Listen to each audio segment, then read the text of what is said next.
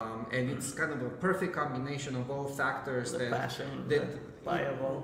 you derive satisfaction of something that is good for society, good for yourself, and also really allows you to support yourself through life, right?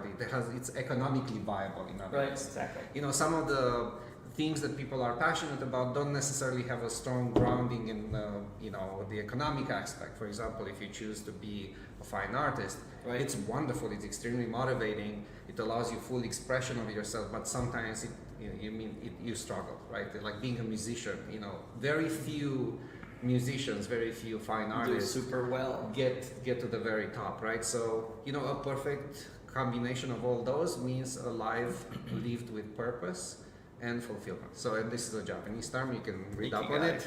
yeah. Ikigai. I knew it. It's just that I Yeah, know yeah, for yeah, sure yeah. that there's a bunch of persons that Absolutely. would like We to need to understand. clarify all of this stuff.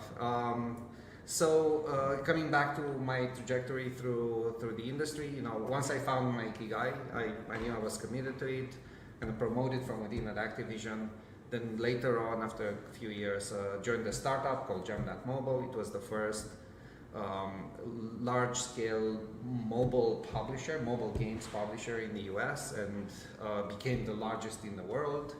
Right. Very famously, had an IPO and then exited to EA.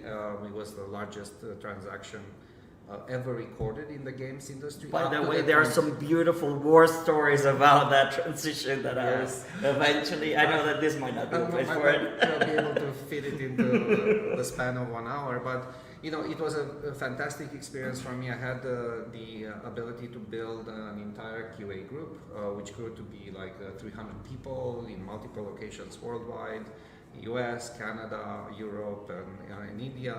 And then at some point I asked the founders of the company if they would support me in opening a studio in my home country.